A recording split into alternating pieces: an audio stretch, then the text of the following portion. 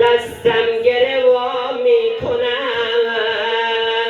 گوشه زندانمو یاد زهرا می کند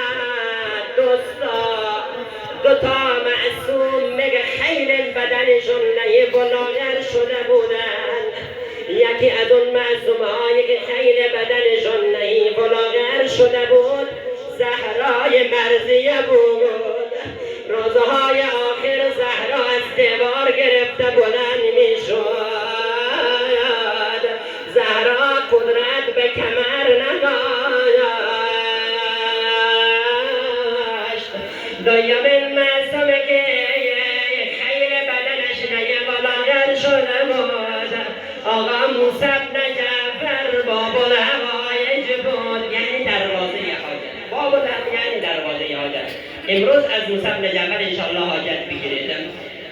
مسیب زندانبان میگه و زمان آقا را زهر داد دلم آقا حال نداره ای شکم برهنه گردن و یکاق زندان میمانه هنگای سمت دروازه نگاه میکنه انتظاری کسی را داره.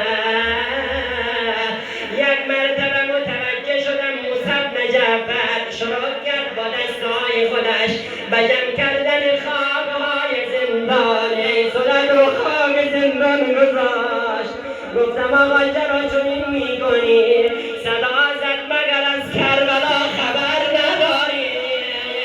آقا آخر از کربلا چه خبره؟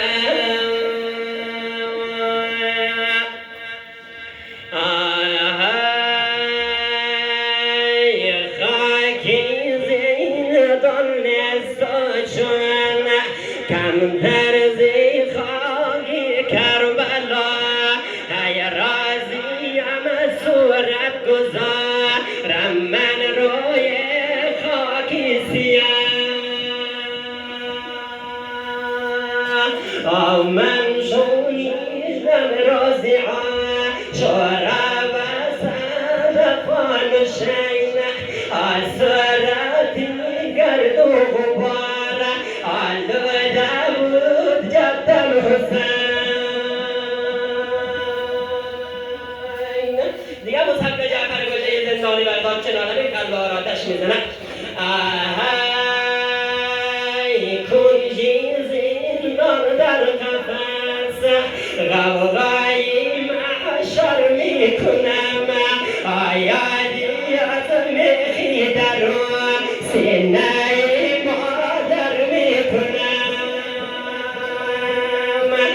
اگر زند سیلی برو یم سیمو از رایی ستم آید سیلی خوردنی زهرای یادهر میکنم. صدا زد مسیب دست مرا بگر مرا بالای بام زندان ببر. مسیب میگه دست آقا را گرفتم بالای بام زندان بردم. اول آقا رو کربلا سلام به حسین کرد بعد رو قسم که نجف سلام به جدش امیر المؤمنین نمود.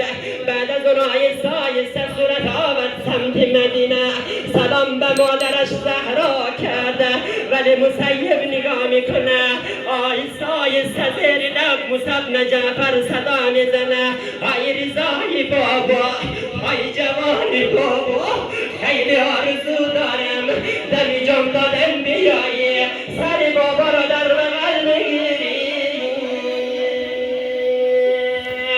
ای رضا جان کنج زندان مردهم از زن جریگران جان میدهم. اگه حاجت داری یا الله اگه درد داری بسم الله دعا میکنم از دروازه باب الحوایج موسی بن جعفر امروز دست خالی نروید. مسیب میگه آقا را آوردم گوشه زندان گوشه نشستم مراقب حال موسی بن جعفر بودم. یک دفعه دیدم در زندان باز شد یک جوان ماسیما اما برو بگردن بود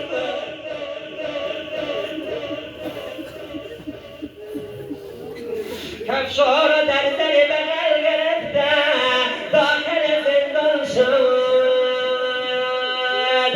نزدیک موسی بن جعفر آمد. نزدیک موسی بن جعفر آمد. موسی بن جعفر در حال رشوه بود. مسیب میگه یک دفعه دیدم همین جوان یک جمله به این مضمون به موسی بن جعفر صدا قلبه ها را آتش میزنه. گفته سر بلند کن ای پدر، یاری غریبت آمده روی سینه جابیده، بابا یتیمت آمده. سر بلند کن ای پدر، اینک مرا در بر بگیر، بر دامنت بازی کنم مانند طفلانی صغیر. مسیب میگه دیدم موسی بن جعفر چشمان باز کرد، بغل باز